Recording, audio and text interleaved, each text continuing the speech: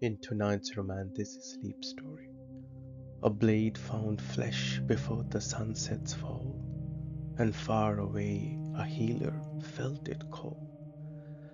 The mountain far beyond the field still breathed its fire and its rage, while soldiers crossed the burning grass on war's relentless page.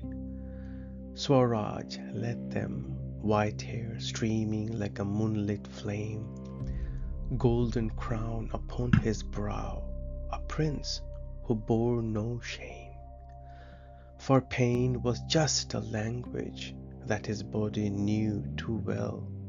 Each cut, each strike, each fallen soldier's silent, tolling bell.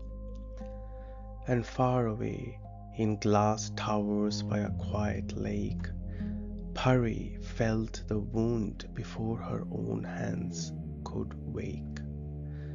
A crystal glowed between her palms, soft light of amber gold, the curse that bound her spirit to a prince, both fierce and cold. She did not choose this tether, spun by fate's uncaring hand, yet daily chose to hold it, chose to understand.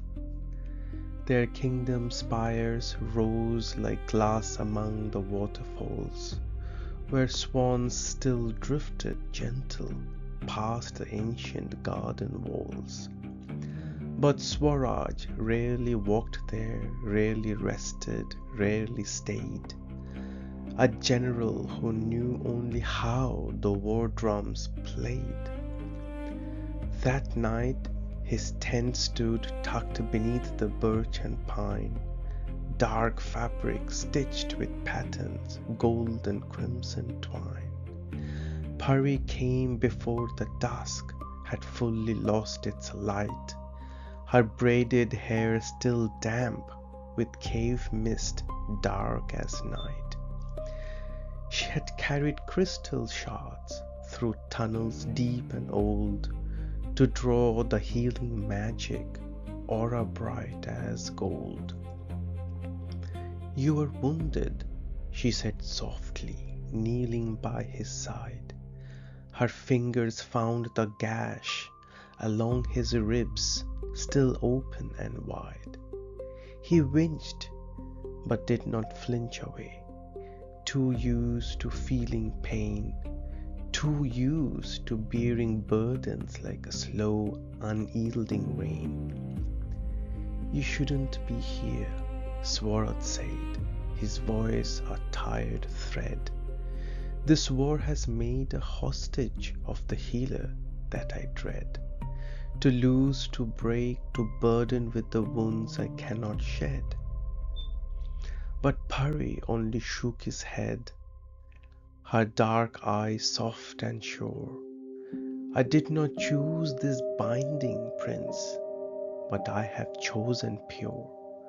To stay, to heal, to hold this light, no matter what it cost, because in you I have found a thing I never knew I would lost." The crystal in her hands began to pulse a deeper gold. Its light spilled out around them, warm against the cold. It climbed his arm, his shoulder, traced the line of every scar, a soft celestial glow like carrying a star. "They call this curse a punishment," he murmured, low and rough. "A sentence for my pride for thinking I was tough. Enough to bear it all alone, to never let it show that even princes break beneath the weight of every blow." "Then let us make it something else," she whispered near his ear.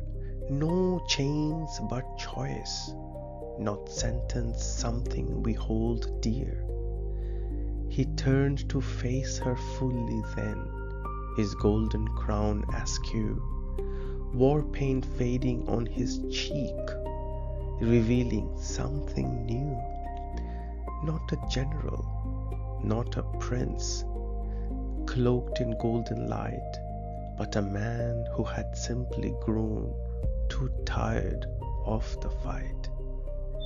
"Paari," he said softly, and the tent grew hushed and still.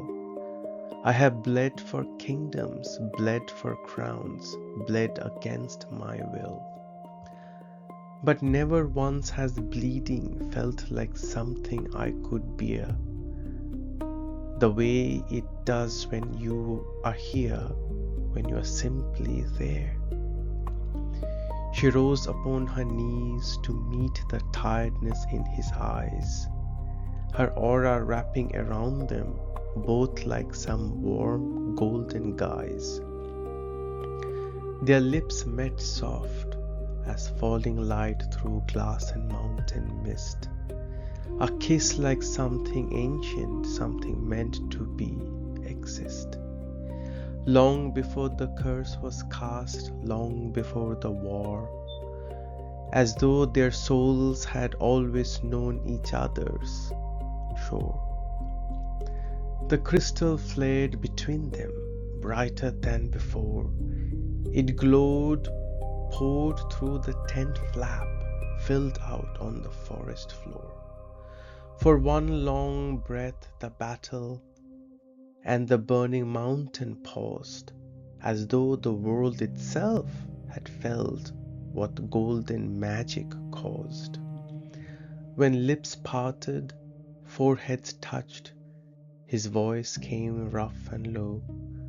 "I'm tired of the general, I want the man to grow." "Then grow," she said, her hand upon his beating heart. "I will stay for every version, not just the battle-scarred part." The elder healers, watching from the glass towers by the lake, had seen this kind of aura only once, for love's own sake. The curse was never cruelty, they whispered soft and low, but magic waiting patiently for hearts prepared to grow.